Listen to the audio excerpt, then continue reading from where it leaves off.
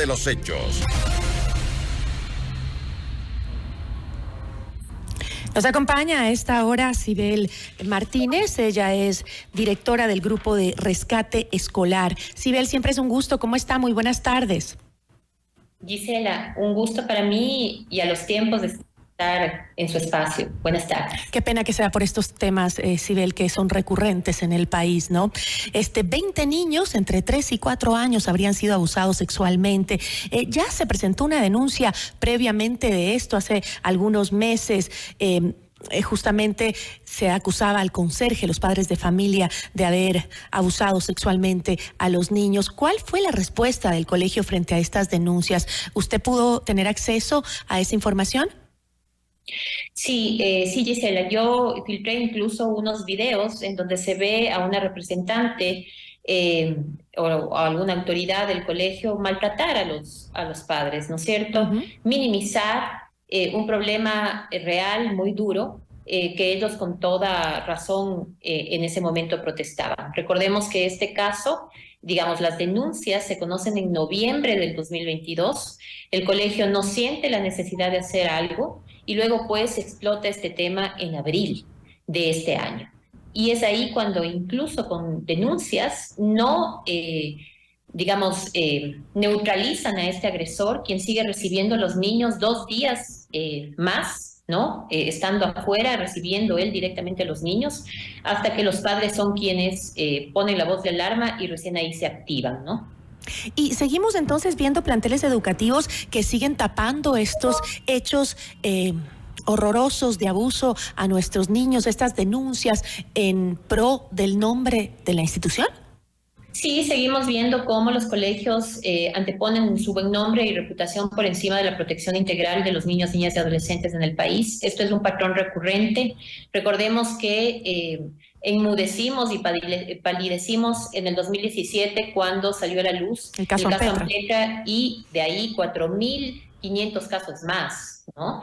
En donde además estos niños, niñas y adolescentes no han retomado sus proyectos de vida porque se les propuso, ¿no?, hacer un montón de cosas a través de este informe Ampetra que no llegó a ver la luz, que no hubo seguimiento y que las cosas de ahí para adelante han seguido siendo recurrentes. Cuando yo hablo de patrones de comportamiento, hablo de lealtades gremiales, hablo del distrito educativo que sigue protegiendo a docentes, agresores y no a los niños. Hablo también de una cartera de Estado que ha dejado relegada lastimosamente el plan de prevención de la violencia escolar en todas sus formas y manifestaciones y que no se ha hecho nada al respecto. Entonces, yo hablo de negligencia en realidad, Gisela. Tristemente, los niños, niñas y adolescentes en los colegios sobreviven y peor cuando hablamos de abuso sexual. Entiendo que los padres piden sanciones para las autoridades del plantel que no denunciaron el hecho, como tú lo decías, Sibel, pues que incluso mantuvieron al interior de la institución recibiendo a los niños, a la misma persona que era acusada de estas agresiones a los niños. Se les anunció que el Ministerio de Educación pues iba a trabajar en la investigación. El colegio ahora está cerrado, según entiendo, pero hay muchos padres que dicen que no hay ni reacción del ministerio, ni tampoco qué van a hacer los niños ahora que se quedan sin una escuela, porque no solo es el hecho de abuso, sino que se quedan muchos niños sin estudiar. Obviamente preferible que no vayan a estudiar a esa escuela en donde son agredidos, pero los niños no se pueden quedar sin los estudios. Ahí lastimosamente, primero no se sabe si es que esta resolución es en firme, es decir, no se sabe si es que en realidad se va a clausurar el colegio o si es que se le van a quitar los permisos. Eso habría que analizar primero. En segundo lugar, en efecto debe haber un plan de contingencia, ¿no? No se puede simplemente clausurar la escuela y también decidir que los niños al final, vean a ver dónde estudian, ¿no? Y que los padres en este momento busquen cupo. Entonces, eso da viva cuenta también de la falta de planificación del ministerio frente a estos hechos violentos y también da viva cuenta del desconocimiento, ¿no? Pero lastimosamente también decir que, es una recurrencia de estos casos. Ujú. Y quizá ahora lo rescatable o lo que hay que resaltar para que no nos digan que solamente criticamos, tiene que ver con que por lo menos se ha tomado hoy por hoy la decisión de clausurar o quitar los permisos de funcionamiento a una escuela. Recordemos que esto no ha sucedido, ¿no? O al menos no se ha puesto en firme. Ampetra iba a ser cerrada, nunca se cerró. Y la única escuela que se cerró tras la muerte de Valentina Cosíos, eh, lastimosamente, fue abierta en otro lugar. Entonces, digamos, no sabemos proteger a los niños, ¿no?, de estos hechos violentos. No sabemos o hay, como tú dijiste, negligencia, no se quiere hacer simplemente, no hay una decisión de las instituciones que tienen que proteger justamente a nuestros niños en estas escuelas. Y algo un tema que pasa también es que la responsabilidad del ministerio también está en los colegios privados. Esta es una institución privada, si no me equivoco, y el ministerio parecería que solo se encarga entonces de proteger medianamente a los estudiantes del sector público. Y eso es un desconocimiento total, ¿no? Siempre ha habido esta disquisición entre el sistema educativo público y el privado y a través de esto una justificación de estos hechos atroces que hemos visto, ¿no? Y no es así. La cartera de Estado y el Ministerio de Educación tiene que activar los protocolos y tiene que actuar y proteger a todos los niños, independientemente de que se encuentren en una escuela pública o privada. Y por lo tanto tienen que hacer cumplir la ley también. Esto no sucede. Ahora, en temas el patrón de recurrencia que yo mencionaba, Gisela, hay sendos casos otra vez de abuso sexual en el sistema educativo. Y hablamos y yo vuelvo a insistir a lo que hemos dicho desde el 2017, hay que descartar redes de pederastía y pedofilia en los colegios, porque en lugares donde hay desestructura todo puede pasar. Y entonces tenemos que activar las alarmas, las alertas, y esto es algo que no está sucediendo, ¿sí? Se actúa en el momento, tal vez para apagar un incendio, pero no pensando en la prevención y en la protección de los niños. Bueno, y muchas veces ni se actúa ni al momento, ni siquiera para eso, o sea, porque ya ha pasado meses de la denuncia que hicieron los padres y la reacción recién se da ahora con el cierre de la escuela. Y lo que me preocupa también es que, como tú decías, pues han crecido el número de casos al respecto. También en los buses escolares se oyen que hay abusos sexuales a los niños y niñas, ¿no? ¿Por qué es que no se logra estructurar una estrategia en conjunto con el ministerio para poder blindar a nuestros chicos en un lugar donde se supone deberían estar seguros?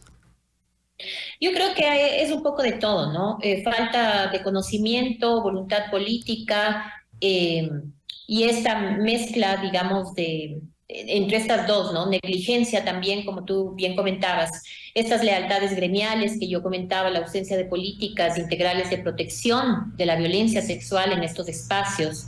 El hecho de que también los perpetradores o los agresores se dan a la fuga, ¿no es cierto? La falta de datos oficiales desagregados para conocer la real dimensión de este flagelo. La nula articulación interinstitucional, porque ese es otro tema, ¿no? Todos disparan para diferentes frentes y ninguno hace una articulación. La ausencia de mecanismos de prevención de la denuncia, bueno, la activación de rutas y protocolos a destiempo. Es decir, hay una serie de factores que al final del día no pueden ser revertidos. Y que además ahora, particularmente en el caso que nos ocupa y en el gobierno, se ha dejado como, digamos, para el último, la prevención. Tanto es así que, mira, sale el reglamento de la Ley Orgánica de Educación Intercultural y deja en stand-by, por disposición transitoria, el diseño y la implementación del plan de prevención de la violencia escolar, ¿sí? Lo dejan en stand-by. Eso da viva cuenta de la importancia que tiene este flagelo en la mirada del gobierno, ¿no? Ahora, los padres también denunciaban esta mañana que no querían hablar porque estaban muy preocupados y tenían miedo porque los habían demandado por parte de la escuela. O sea, la escuela los había demandado a los padres de familia que habían denunciado el abuso sexual. Además del abuso, del vejamen, encima los demandan. Y los demandan y además, ahí vale comentar también que meten miedo, ¿no? Y eso es muy recurrente, es decir, cuando van a denunciar en el distrito no les acogen la denuncia o tratan de desestimar la misma.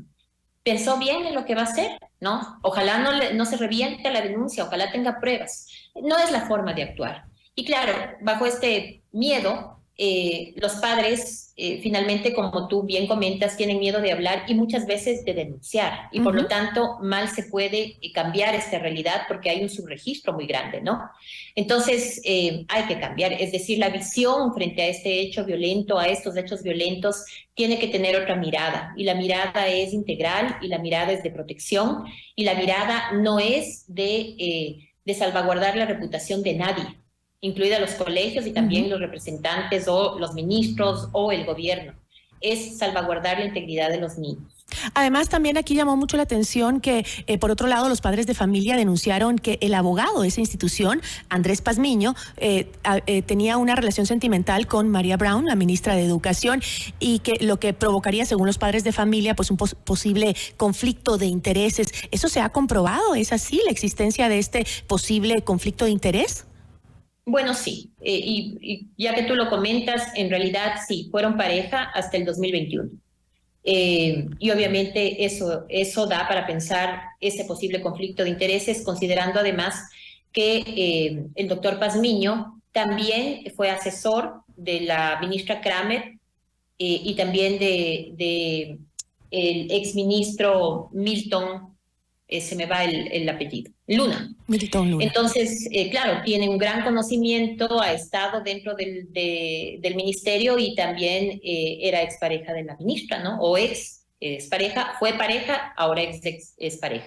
Pero sí, da para pensar muchas cosas, lastimosamente. ¿Y este abogado sería el mismo que habría denunciado a los padres que habían habría demandado a los padres que habían denunciado el abuso sexual?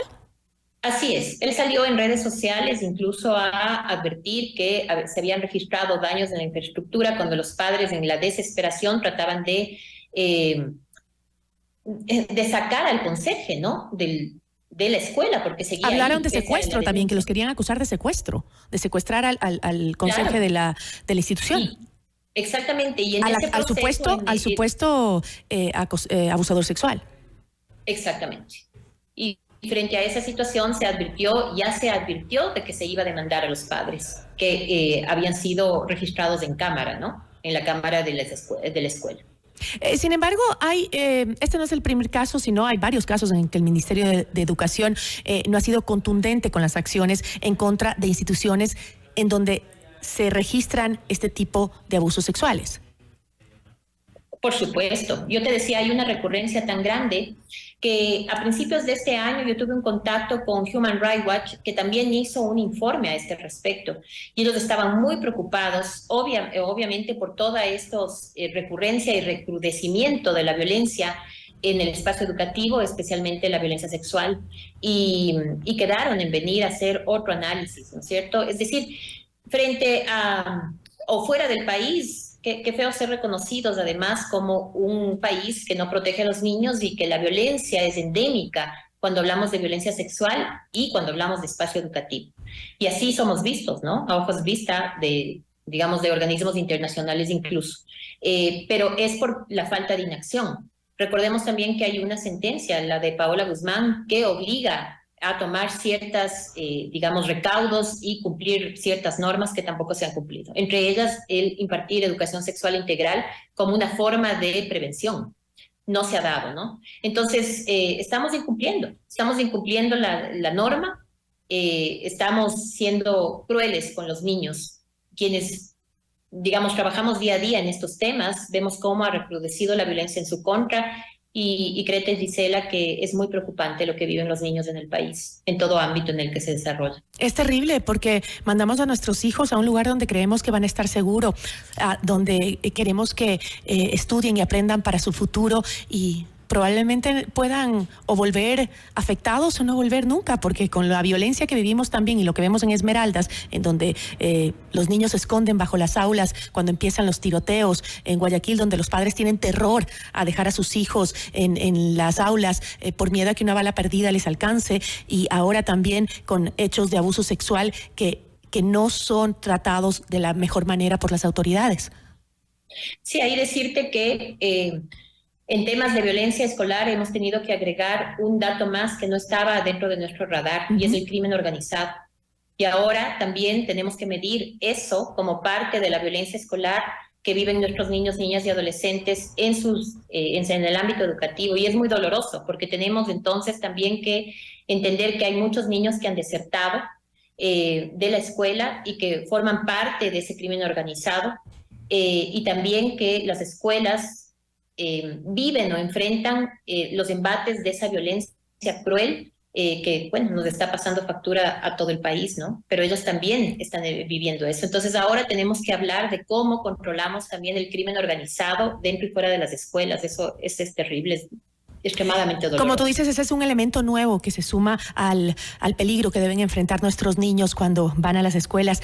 Pero el tema del abuso sexual, ese tema que lo vivimos tan dolorosamente con el caso Ampetra en Quito, que se armó todo un sistema de trabajo, mesas de diálogo desde la asamblea, en otros sectores, justamente se unían esfuerzos para trabajar, para evitar que nuestros niños sufran el flagelo del abuso sexual en las escuelas. Y de Ampetra al día de hoy, vemos exactamente lo mismo y no hay mecanismos de control, no hay mecanismos, no hay protocolos para que nuestros hijos puedan estar a salvos, no hay nada. Sí, de Ampetra acá simplemente no ha pasado absolutamente nada. Tal vez lo que hemos hecho es dado herramientas a esos agresores para que sepan cómo actuar mejor, no precisamente proteger a los niños. Y eso es muy, muy grave. Decirte que lastimosamente el informe Ampetra, que sí fue bien trabajado, quedó en el aire porque nunca se estableció quién iba a seguir o dar seguimiento. Hay una comisión, o había una comisión de la niñez en la Asamblea Nacional que era la obligada de dar seguimiento a este informe. Tampoco hizo nada. Entonces, bueno, pues ojalá los niños estén en la visión y el radar, ahora que estamos en nuevas elecciones, de estas personas, y que entiendan que hay que protegerles y que entiendan que ellos también sufren la violencia que todo el país está viviendo y lastimosamente en sus escuelas, en sus colegios, en el mundo digital, en su familia. Hay que concurrir por ellos, ¿no? Hay que protegerlos. Es grave la situación que viven nuestros niños hoy en día. Sibel, como siempre es un gusto conversar con usted. Muchísimas gracias. Gracias a ti, Gisela. Un abrazo. Una buena tarde. Sibel Martínez, directora del grupo Rescate Escolar.